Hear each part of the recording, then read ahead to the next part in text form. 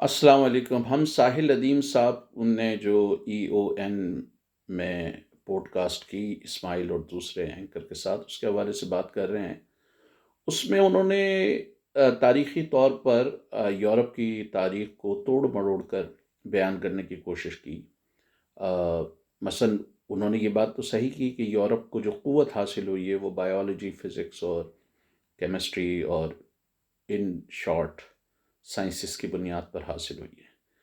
लेकिन जिस चीज़ का इब्लाग खुद साहिल साहब कर रहे हैं, वो उसको हम कहते हैं कि एक तरीके से वो रिजिडिटी है, या वो जो समाज की रुजत पसंद क़ुव्वतें हैं उनके साथ बैठते हैं। मसलन यूरोप ने कब मज़हबी तबक़ात को प्रमोट करके जो है वो साइंस को फ़रोग़ दिया, बल्कि यूरोप में तो मज़हबी तबक़ात ने साइंस को और उसकी तरोीज को रोका है। गैलीलियो के कोपरनिकस, केप्लर, यॉन हुस और कितने लोग ऐसे हैं कि लोगों को वहाँ ज़िंदा जलाया गया। और ये निश्टे ने मशहूर निश्टे का ये जुमला उसने कहा था कि अगर पास्कल को नहीं रोका जाता, तसव्वुर करें कि मुआशरा अगर पास्कल को नहीं रोकता तो उसकी साइंटिफिक इन्वेंशंस या उस चीज़ से ज़हन का मुआशरे को कितना फ़ायदा होता। और ये हकीकत है कि अगर गैलीलियो, कोपरनिकस और केप्लर के दौर में उनकी थ्योरीज़ को मान लिया जाता, बजाय इसके कि चर्च उनको प्रोसिक्यूट करता, तो शायद आज साइंस की जो तरक्की है वो मज़ीद बहुत आगे जा चुकी होती। तो यूरोप ने जो तरक्की की वो रिलीजियस ऑर्थोडॉक्सी से जान छुड़ा कर की। उन्होंने अपने चर्चेज़ और उनको पादरियों से जान छुड़ा कर की। यहाँ साहिल अदीम साहब का मसला ये है कि वो तारिक जमील साहब के पास बैठे हुए होते हैं, वो मदरसों को ग्लोरीफाई कर रहे होते हैं। वो मदारिस जहाँ पर बच्चों के साथ बड़े पैमाने पे तशद्दुद होता है, जिनसी ज़्यादतियाँ होती हैं। ये दरसे निज़ामी का कोर्स जो है वो सल्जूकियों के दौर में जो है निज़ामुल मुल्क तूसी ने दिया। इस दरसे निज़ामी ने मुझे बताएँ 1000 साल के करीब होने वाला है इसको, या 1000 साल से ज़्यादा, तकरीबन 1000 साल होने वाला है। तो कितने इसने दरसे निज़ामी ने साइंटिस्ट, फ़लसफ़ी, मंतक़ता पैदा किए। तारिक जमील साहब जिनके पास वो बैठते हैं, वो तो नारान और कागन की पहाड़ियों में जो सैलाब आता है तो उसको भी वो अज़ाब इलाही करार दे रहे होते हैं और कह रहे होते हैं ज़िना हो रहा है, शराब नोशी हो रही है। पता नहीं वहाँ पर जो उन सैलाबों में जो 3-3 4-4 साल के 6 महीने के बच्चे मरे, नाउज़ुबिल्लाह, पता नहीं उन बच्चों ने कौन-सी ज़िनाकारी की। तो इसी तरह की तशरीह जो है वो यूरोप का पादरी भी करता था। यूरोप के जो मज़हबी रहनुमा थे वो भी यही करते थे। आप जस्टिनियन प्लेग का देख लें, आप 13th सेंचुरी में जो प्लेग आया है, ताउन आया है, उसकी सारी तशरीहात उठा के देख लें।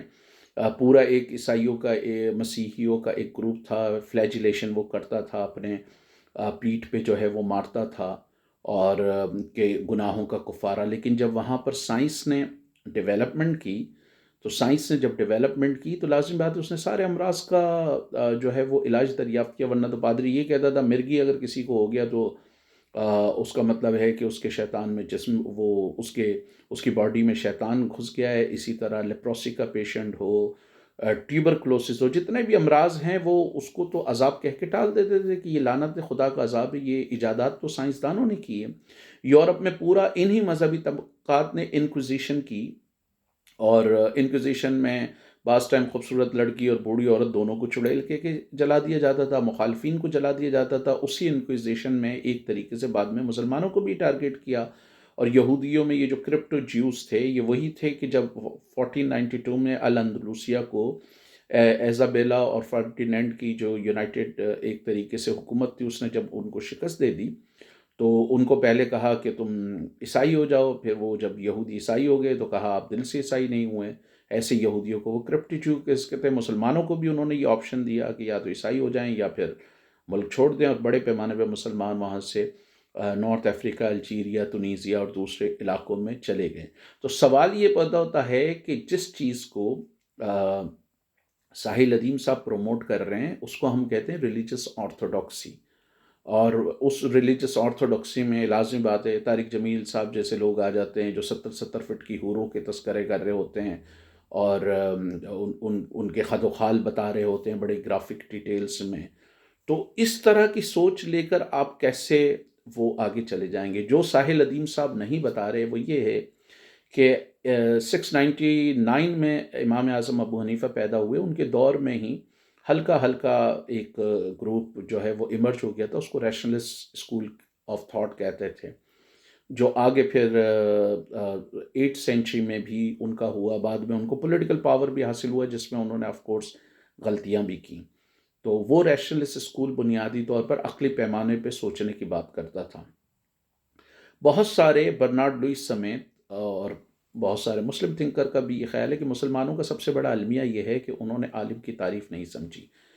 عالم کی ایک تعریف یہ ہے کہ جی جو درس نظامی کا کورس کر کے جو ہے آ جائے. اب درس نظامی کا کورس کرنے والے کون ہیں وہ آپ جانتے ہیں. ہمارے دارالعلوم حقانیہ کوڑا خٹک ہے، دارالعلوم جامعہ اشرفیہ ہے، دارالعلوم کراچی ہے، دارالعلوم نعیمیہ ہے، امجدیہ ہے، بہت سارے دارالعلوم میں پاکستان میں 36,000 کے قریب مدارس ہے جو وہ یہ کر رہے ہیں. تو ایک عالم کی تعریف یہ ہے کہ جو درس نظامی سے کورس کر کے آتا ہے وہ عالم ہوتا ہے. ایک جو ریشنلسٹ ہیں، اگر ان کے آرگیومنٹ کا لب لباب پیش کیا جائے تو وہ یہ کہتے ہیں کہ قرآن نے ایک ہی جگہ عالم کا تذکرہ کیا ہے جس میں عالم ان لوگوں کو قرار دیا ہے جو قدرت کے اسرار و رموز پر غور و فکر کرتے ہیں، نیچر پر ریسرچ کرتے ہیں، اور وہ قرآن کی ایک آیت کا حوالہ دیتے ہیں کہ یہ تو وہ ہیں جو رات و دن کے آنے جانے پہ غور و فکر کرتے ہیں. تو یہ جو معتزلائٹ کا سیکٹ تھا، انہوں نے بنیادی طور پہ یہ کہا کہ آپ کو جو ہے وہ سائنس بھی، عقل بھی رہنمائی اور انسانی فلاح کی طرف لے کے جا سکتی ہے، اور جو ہے وہ ریولیوشن یا وہی جو ہے وہ بھی آپ کو دونوں، کیونکہ عقل انسان اللہ تعالیٰ کا گفٹ ہے تو یہ بھی آپ کو لے کے جا سکتی ہے. اب وہ یہ کہتے ہیں کہ ناقدین یہ کہتے ہیں کہ کیونکہ مسلمانوں نے عالم کی تعریف کو نہیں سمجھا، آپ کو تاریخ میں انتہائی اونٹ پٹانگ مثالیں نظر آتی ہیں. مثال کے طور پر Turkey was the first Islamic country to have printing press, اور وہاں پہ مفتی اعظم خلافت عثمانیہ اور جو ان کے ارد گرد لوگ تھے، وہاں کا مذہبی طبقہ، ان شارٹ آپ کہہ سکتے ہیں، اس نے جو کہا کہ جی یہ کفر ہے، یہ اللیگل ہے، یہ حرام ہے، یہ شریعہ کے خلاف ہے. اور 150-200 سال تک وہاں سے اسلامی کتب نہیں چھپیں.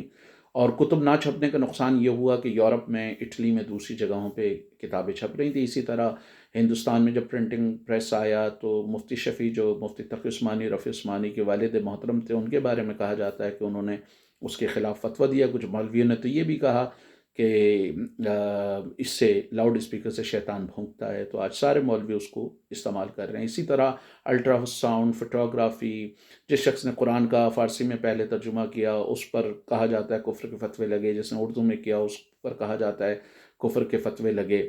تو یہ لوگ یہ جو پوری روایت تھی، یہ تھی ٹریڈیشنلسٹ کی، جس کے آج کے دور میں جو امین ہیں وہ طارق جمیل صاحب ہیں، مفتی طارق مسعود صاحب ہیں، یہ پورا دیوبندی اسکول آف تھاٹ ہے، افغان اسکول آف تھاٹ ہے، حسن بنا اور یہ اخوان المسلمین والے ایجپٹ میں، یہ سب ٹریڈیشنلسٹ ہیں.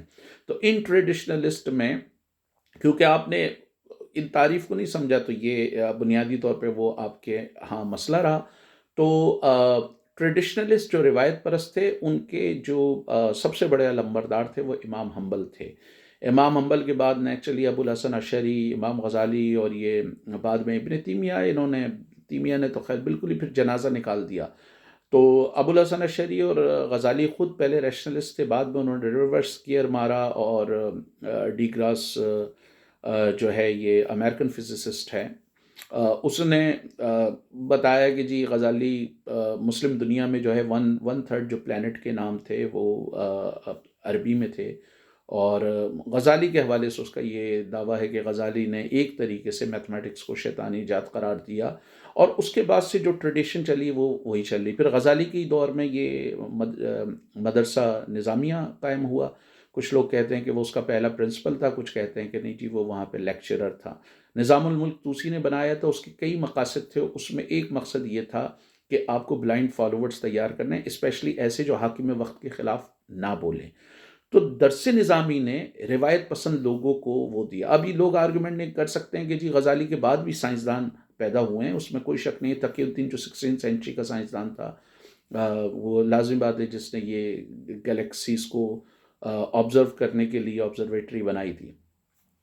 تو انہوں نے پھر کیا کیا کہ جتنے بھی سائنسدان تھے ان کو پرسیکیوٹ کیا. یہ جو درس نظامی والے تھے یا روایت پرست تھے، اور میں یہ نہیں کہہ رہا کہ عقل پسندوں نے زیادتیاں کی، انہوں نے بھی زیادتیاں کی. جب موتزلائٹس کی گورنمنٹ ایک طریقے سے پولیٹیکل پاور ملا تو انہوں نے طاقت کے بلبوتے پہ اس کو امپوز کرنے کی کوشش کی، جو غلط تھا. لیکن اس کے بعد جب روایت پرستوں کے پاس آئی تو انہوں نے بھی ان پر بہت زیادہ ظلم کیا. ابن رشد کو بھاگنا پڑا، الکندی، جابر بن حیان، ابن سینا پہ کفر کے فتوے لگے. ابن تیمیہ نے ان کو بہت لکھا، یہاں تک کہ ابو فخر الدین الرازی کو بھی نہیں چھوڑا، جو ریشنلسٹ تھا اور اشرائٹ طبقے سے تعلق رکھتا تھا.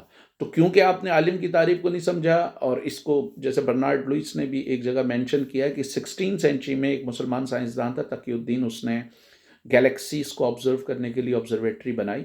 اسی 16 سینچری میں ایک ڈینش کرسچن سائنٹسٹ تھا، اس نے بھی کی. تو جو مسلمان سائنسدان نے تقی الدین نے بنوائی تھی اس کو مولوی نے توڑوا دیا یہ کہہ کے کہ یہ حرام ہے، اور جو ڈینش سائنٹسٹ نے بنائی تھی اس کے بارے میں کہا جاتا ہے وہ آج بھی موجود ہے. تو یہ پورا واقعہ اس کو ریویل کرتا ہے کہ جو مسلم دنیا میں بیکورڈنیس رہی، ترقی نہیں ہو سکی، اس کے جو بہت سارے عوامل تھے اس میں ایک سب سے اہم عنصر یہ تھا کہ آپ نے سوچ پہ پہرے لگائے، فکر پہ پہرے لگائے، فلسفے کو ختم کیا، میتھمیٹکس اور نیچرل علوم کو جو ہے وہ آپ نے ایک طریقے سے شجر ممنوعہ قرار دیا، اور سارا فوکس آپ کا درس نظامی پر ہو گیا. اور آج پوری دنیا میں جو ڈومیننٹ اسکول آف تھاٹ ہے، حالانکہ وہ سنیوں کی اکثریت جو ہے وہ امام اعظم ابو حنیفہ کو فالو کرتی ہے، لیکن ایون وہ سنی بھی مثلاً جو بریلوی ہیں یا دیوبندی ہیں وہ بھی امام اعظم ابو حنیفہ پہ پہلا فتویٰ تو انہی کے خلاف لگا تھا. امام حنبل کے بیٹے عبداللہ بن حنبل نے جو ہے ان پر لگایا، اور ان پر بھی یہی الزام تھا کہ وہ اینالوجیکل ریزننگ کرتے ہیں، اور وہ جو ہے وہ عقل کی بات کرتے ہیں. ان پر بھی یہ ایک طریقے سے الزام لگا کہ وہ جو ہے وہ ریشنلسٹ اسکول آف تھاٹ کے قریب ہیں. ان کے دور میں حالانکہ اس طرح اتنا ریشنلسٹ اسکول آف تھاٹ جو ہے وہ اتنا اسٹرانگ نہیں تھا ان کے دور میں، لیکن کیونکہ وہ اینالوجیکل ریزننگ کی بات کرتے تھے اس کی بنیاد پر ان پر بخاری نے کو بھی کفر کے فتوے لگائے، عبداللہ بن امام حنبل کے بیٹے نے بھی لگائے. ان کو کہا گیا کہ وہ انکیئربل ڈیزیز ہیں، ان کو کہا گیا کہ یہ کافر ہیں، زندیق ہیں، یہ ساری چیزیں بات کی گئیں. تو اصل مسئلہ یہ ہے کہ جب تک بہت سارے ناقدین کا خیال ہے جب تک مسلم دنیا یہ نہیں سمجھے گی کہ ان کے اصل عالم کون ہیں، آیا عالم یہ ہیں جو مدارس سے درس نظامی کر کے آ رہے ہیں، یا عالم آپ کے وہ تھے جو ابن رشد، جابر بن حیان، الفارابی، الکندی، ابن سینا. مثلا ابن رشد کے بارے میں کہا جاتا ہے کہ اس نے 1150 مقالات جو ہے خالی ایرسٹوٹل کے میٹا فزکس پہ لکھے، اس کی کتابوں کو جلایا گیا. ابن سینا پہ کفر کے فتوے لگائے گئے، حالانکہ اس کی جو طب پر جو اس کی کتاب ہے وہ یورپین یونیورسٹیز میں پڑھائی جاتی رہی. اسی طرح آپ الفارابی کو دیکھ لیں، ہی واز گریٹلی انفلوئنس. اور وہ والے جو اسکالرس تھے، لازمی بات ہے وہ رسول اللہ صلی اللہ علیہ وسلم کی اس حدیث پہ یقین رکھتے تھے کہ جو علم مومن کا کھویا ہوا ایک طریقے سے کھویا ہوا سامان ہے، کہیں پر بھی ملے یا علم حاصل کرنے کے لیے چین بھی جانا پڑے تو آپ جائیں. تو آپ اگر دیکھیں کہ ان لوگوں نے جو اچھے فلسفی تھے، منطق داں تھے، سیاست داں تھے، انہوں نے تمام لوگوں سے سیکھا. مثلا جو عربوں نے میتھمیٹکس سیکھا، بیسیکلی وہ پرشین تھے موسٹ آف دی، لیکن نام ان کے عربک تھے جیسے الخوارزمی وغیرہ. تو یہ برہما گپتا سے بنیادی طور پہ میتھمیٹکس اور زیرو وغیرہ سیکھا، کیونکہ عرب دنیا سے وہ پہنچا یورپ میں، اس لیے اس کو عربک نومیرلز کہتے ہیں، لیکن بنیادی طور پہ برہما گپتا سے سیکھا. اسی طرح آپ اگر یہ بیت الحکمہ تھے، وہاں پہ نیسٹورین بھی تھے، جیکوبائٹ بھی تھے جو کرسچنز فرقے ہیں، وہاں پہ یہودی بھی تھے، مسلمان بھی تھے، زوراسٹرینز بھی تھے.